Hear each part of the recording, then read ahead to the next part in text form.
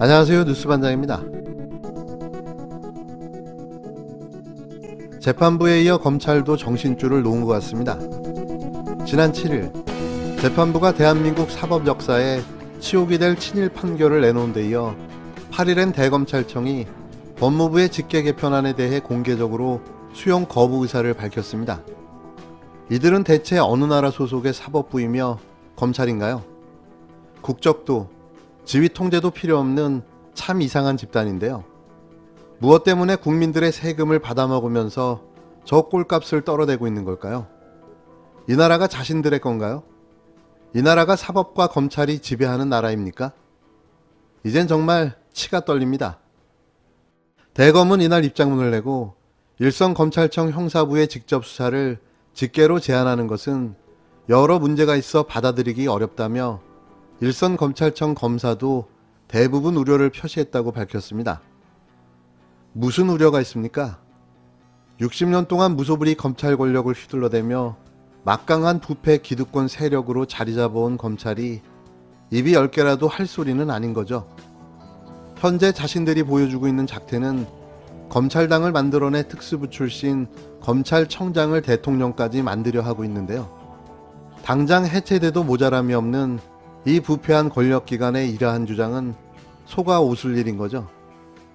대검은 국민들이 민생과 직결된 범죄에 대해 검찰이 직접 수사해 주길 바라더라도 신속하게 수사에 착수할 수 없는 공백이 발생한다며 특히 장관 승인 부분은 검찰의 정치적 중립과 독립성을 심각하게 훼손시킬 수 있다고 우려했습니다.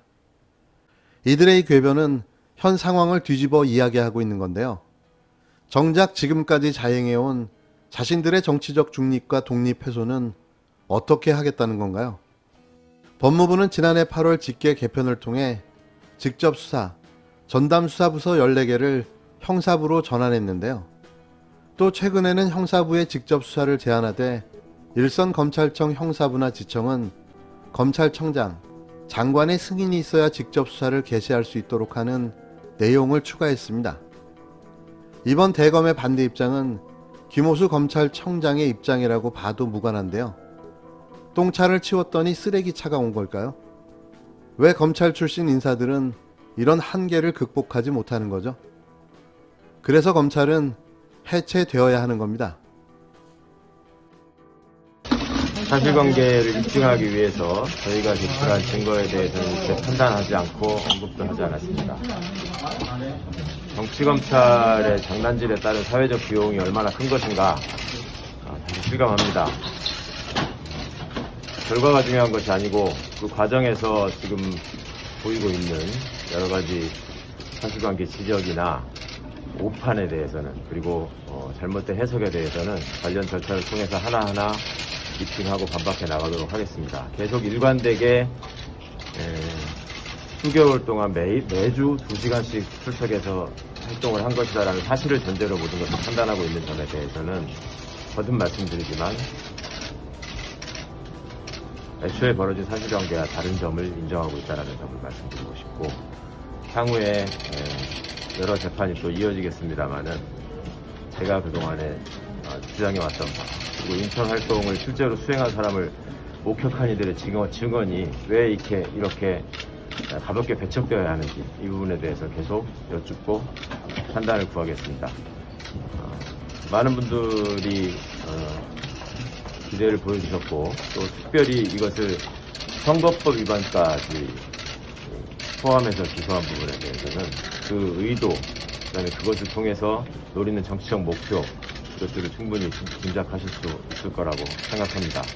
이러한 정치적 행위를 통해서 이것을 자신의 정치적 자산이라고 오판하고 현재 정치활동에 나서고 있는 전직 검찰총장의 경우에 과연 얼마나 진실되고 정의로운 결과를 위해서 그런 정치활동을 하고 있는지 여러분들이 똑같은 차원에서 면밀한 잣대로 검증해 주시기를 부탁드리겠습니다. 고맙습니다. 조국 전 법무부 장관 아들에게 인턴 활동 확인서를 써주고 지난해 4.15 총선 선거 운동 과정에서 허위 사실을 공표한 혐의로 재판에 넘겨진 최강욱 열린민주당 대표가 당선 무효용을 피하면서 1심에서 의원직을 유지하게 됐습니다. 서울중앙지법 형사합의 21-2부 부장판사 김상현, 장용범, 마성영은 8일 오전 10시 공직선거법 위반 혐의로 재판에 넘겨진 최 대표에게 벌금 80만 원을 선고했습니다. 현행법상 선출직 공무원은 공직선거법 위반으로 벌금 100만 원 이상형을 선고받으면 국회의원직을 상실하는데요. 최 대표는 벌금 80만 원을 선고받으면서 당선 무효용을 피했습니다. 최 대표는 지난해 총선 기간에 한 인터넷 팟캐스트 방송에 출연해 조 전 장관의 아들 조모 씨가 실제 인턴을 했다는 취지로 말한 혐의로 기소됐는데요. 검찰은 이 발언이 선거에 영향을 주기 위한 허위사실 공표에 해당한다고 보고 지난 결심 공판에서 벌금 300만 원을 구형했습니다. 재판부는 최 대표는 9개월 동안 매주 2회 부정기적으로 조 씨를 만났다고 하면서도 방문 일시를 조율한 이메일, 메신저, 문자 메시지가 전혀 없다고 한다며 조 씨가 확인서 기재와 같은 업무를 수행했음을 소명할 수 있는 소송기록 검토 서류, 영문 번역문 등도 제출하지 못하고 있다고 밝혔습니다. 이어 법무법인 청맥에서 근무했던 직원들도 조 씨를 보지 못했고 당시 최 대표 밑에서 인턴으로 일하는 사람이 없었다고 일치되게 진술하고 있다며 조 씨가 9개월 동안 한 차례도 일과 시간에 청맥에 들린 사실이 없고 진로상담, 영문 서류 번역 등의 일과 중에도 충분히 지도할 수 있는 일이라는 점에서 퇴근 후나 주말에 나왔다는 최 대표 주장을 믿기 어렵다고 판단했습니다.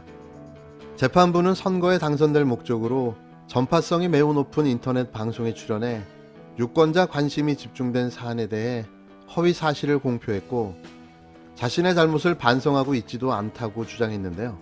다만 재판부는 총선 당시 열린민주당 지지율과 최 대표의 비례대표 순번이 2번이었던 점을 고려할 때 최 대표 당선에 해당 발언이 결정적 영향을 주거나 선거 공정성을 심각하게 훼손하는 결과가 발생하지 않았고 유죄 판결 부담 때문에 유권자에게 사실관계를 명확히 밝히기 어려웠다는 점을 고려해 양형했다고 밝혔습니다.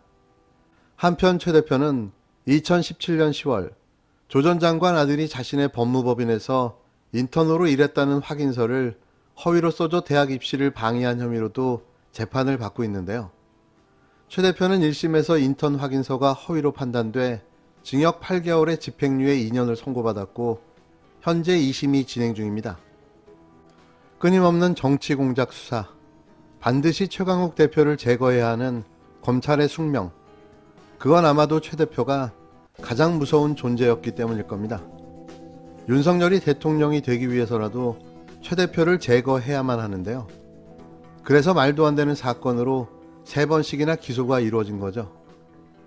검찰당 총수 윤석열의 대통령을 만들기 위해서 말이죠. 하지만 여지없이 실패하고 말 겁니다. 국민은 절대 바보가 아니기 때문이죠. 잠시는 속일 수 있어도 진실은 곧 드러납니다. 최강욱 대표는 무죄입니다.